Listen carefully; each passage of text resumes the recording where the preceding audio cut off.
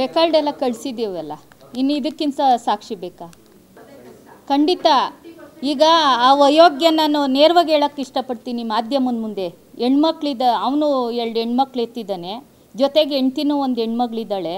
ಇವತ್ತು ಹೆಣ್ಮಕ್ಳು ಅವಮಾನ ಮಾಡಿದ್ರೆ ನನ್ನ ಹೆಂಡ್ತಿಗೆ ನನ್ನ ಮಕ್ಳಿಗೆ ಆಗುತ್ತೆ ಅನ್ನೋದು ಅವನು ಸ್ವಾಭಿಮಾನ ಬಿಟ್ಟು ನನ್ನ ಏನು ಒಕ್ಕಲಿಗರ ಸಮುದಾಯದ ಹೆಣ್ಮಗಳನ್ನ ಕೆಣಕಿದ್ದಾನೆ.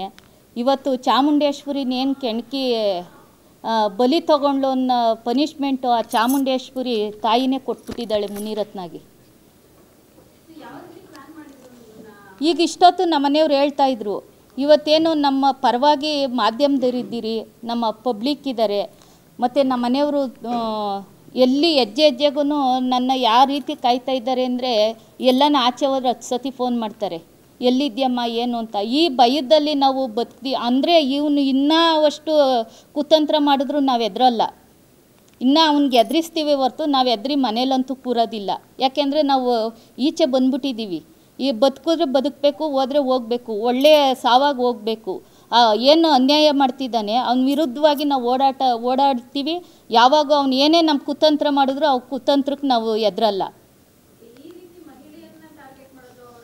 ಅವನು ಏನು ಅನ್ಕೊಂಬಿಟ್ಟಿದ್ದಾನೆ ಅಂದರೆ ನಾನು ಎಲ್ಲಿ ಹೋಗ್ತೀನಿ ನನ್ನ ವಿರುದ್ಧವಾಗಿ ನಾನು ಮಾಡೋದೆಲ್ಲ ಸಹಿಸಬೇಕು. ಅವನೇನು ಕೆಟ್ಟ ಸ್ವಭಾವದವನಿದ್ದಾನೆ, ಅವನು ಕೀಚಕ ಅಂತ ನಾವು ಹಿಂದೆ ಸೀರೆ ಹೇಳ್ದಾಗ BBMPಲಿ ಹಾಕಿದ್ವಿ ಅಲ್ವಾ, ಫ್ಲೆಕ್ಸ್ ಹಾಕಿದ್ವಿ. ಆ ಕೀಚಕನ ಬುದ್ಧಿ ಏನು ಗೊತ್ತಾ, ಅವನು ಏನೇ ಮಾಡಿದ್ರು ಆ ಹೆಣ್ಮಗಳು ಸಹಿಸಬೇಕು, ಅವ್ರ ಮನೆಯವ್ರು ಸಹಿಸಬೇಕು. ಆ ತಲೆಯಲ್ಲಿ ಅವನು ಅದು ಹೋಗ್ಬಿಟ್ಟಿದೆ. ಅವನು ಥರ ನಾವು ಬದುಕಂಥದ್ದಲ್ಲ. ನಾವು ಹೆಣ್ಮಕ್ಳು, ನಾವು ನಮ್ಮ ಅಪ್ಪ ಅಮ್ಮ ನಮ್ಗೆ ಒಳ್ಳೆ ಬುದ್ಧಿ ಕಲಿಸಿದ್ದಾರೆ. ಏನು ನಮಗೆ ಅವರು ಒಳ್ಳೆ ಪಾಠವನ್ನು ಹೇಳ್ಕೊಟ್ಟಿರೋದಕ್ಕೆ ನಾವು ಇಷ್ಟು ಧೈರ್ಯದಿಂದ ನಮ್ಮ ಮನೆಯವ್ರು ಏನು ಶಕ್ತಿ ತುಂಬಿದ್ದಾರೆ. ಅವ್ನ ವಿರುದ್ಧವಾಗಿ ನಿಂತಿರೋದು. ಅವ್ನು ಹೇಳ್ದಂಗೆ ಯಾರೂ ಕೇಳೋದಿಲ್ಲ ಮೇಡಮ್, ಅವ್ನ ವಿರುದ್ಧವಾಗಿ ನಿಲ್ಲಬೇಕು. ಯಾಕೆಂದರೆ ಜನ ನಮ್ಗೆ ಓಟ್ ಕೊಟ್ಟಿದ್ದಾರೆ. ಖಂಡಿತ. ಇವತ್ತು ನನಗಾಗಿರೋ ಅವಮಾನ ಅಲ್ಲ ಮೇಡಮ್ ಅವರೇ, ಇವತ್ತು ನನಗಾಗಿರೋ ಅವಮಾನ ಅಲ್ಲ, ಇಡೀ ನಮ್ಮ ಕನ್ನಡಿಗರ ಹೆಣ್ಮಕ್ಳಿಗೆ ಅವಮಾನ ಆಗಿರೋದು.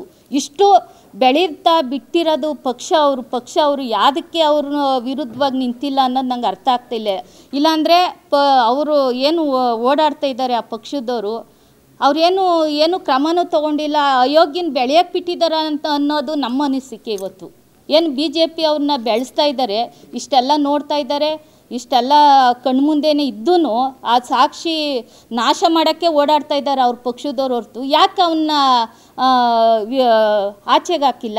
ಯಾಕೆ ಅವನ್ನ ನಮ್ಮ ಪೊಲೀಸ್ನವ್ರನ್ನ ಅವ್ನು ಬಂಧಿಸಿಲ್ಲ? ಯಾಕೆ ಅವ್ನು ಬೆಳೆಯೋಕ್ಕೆ ಬಿಡ್ತಾ ಇದ್ದೀರಿ? ಇನ್ನೂ ನಮ್ಮ ಕನ್ನಡಿಗರಿಗೆ ಹೆಣ್ಮಕ್ಳಿಗೆ ಇನ್ನೂ ಎಷ್ಟು ಅವಮಾನ ಮಾಡಬೇಕು ಅಂತ ಇವರೆಲ್ಲ ಕಾಯ್ತಾ ಇದ್ದಾರೆ ಅಂತ ಗೊತ್ತಿಲ್ಲ. ನಾನು ನೇರವಾಗಿ ಹೇಳೋಕ್ಕೆ ಇಷ್ಟಪಡ್ತೀನಿ, ಮುನಿರತ್ನ ಇನ್ನಷ್ಟು ಏನೇ ಒಂದು ಅವ್ನ ಮನಸ್ಸಲ್ಲಿ ಏನೇ ಇದ್ದರೂ ಇವ್ರನ್ನ ಮುಗಿಸ್ಬೇಕು. ಆ ಥರ ಏನಾದರೂ ಅವ್ನ ಕನಸಲ್ಲಿ ಇತ್ತು ಅಂದರೆ ನಾವೇ ನಮ್ಮ ಮನೆಯವ್ರು ಹೇಳ್ದಂಗೆ ನಾನು ನಮ್ಮ ಮನೆಯವರೇ ಅವ್ನ ಮನೆಗೆ ಹೋಗ್ತೀವಿ.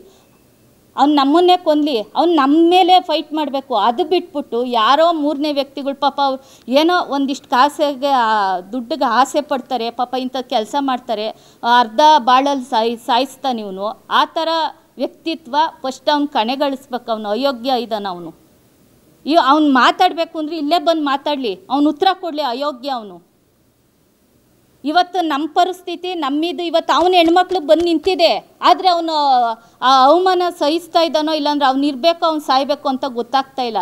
ಇವತ್ತೇನು ಮಾಡಿದ್ದುಣ್ಣ ಮಾರಾಯ ಅನ್ನೋಕ್ಕೆ ಇವತ್ತು ನನಗೇನು ಕಿರುಕುಳ ಕೊಟ್ಟ, ಇವತ್ತು ಇಡೀ ನಮ್ಮ ಹೆಣ್ಮಕ್ಳಿಗೆ ರಾಜರಾಜೇಶ್ವರಿ ಕ್ಷೇತ್ರದ ಹೆಣ್ಮಕ್ಳಿಗೆ ಅವಮಾನ ಮಾಡ್ದ. ಇವತ್ತು ಅವನ ಹೆಣ್ಮಕ್ಳಿಗೆ ಅವಮಾನ ಆಗಿದೆ, ಆದರೆ ಯಾರೂ ಬಾಯಿ ಬಿಡ್ತಾ ಇಲ್ಲ. ಮುಂದಿನ ದಿವಸದಲ್ಲಿ ಅದು ಕೂಡ ಬರುತ್ತೆ. ಇಲ್ಲಿ ನೋಡಿ, ನಾವು ಸ್ವಚ್ಛವಾಗಿದ್ದೀವಿ, ಭಯ ಯಾಕೆ ಬೇಕು? ಇವತ್ತು ತಪ್ಪು ಮಾಡಿದವ್ರು ಭಯ ಇರುತ್ತೆ, ನಾವು ತಪ್ಪು ಮಾಡಿಲ್ಲ. ಇಂಥ 100 ಬಿಡಲಿ ಅವನು, ನಾವು ಭಯ ಪಡೋವಂಥವ್ರಲ್ಲ, ನಾವು ತಪ್ಪು ಮಾಡಿಲ್ಲ. ಅವನು ಆ ಥರ ಏನಾದರೂ ಇತ್ತು ಅಂದರೆ ಅವನ ಎದುರುಗಡೆ ಬಂದು ಫೇಸ್ ಮಾಡಲಿ, ಅದಕ್ಕೆ ನಾನು ಉತ್ತರ ಕೊಡ್ತೀನಿ. ಖಂಡಿತ ಅವನಿಗೆ ಅದರಲ್ಲ ನಾವು ಬೆಂಗಳೂರಿನ ಸಮಗ್ರ ಸುದ್ದಿಗಾಗಿ ನೋಡಿ ಕರ್ನಾಟಕ ಟಿವಿ ಬೆಂಗಳೂರು.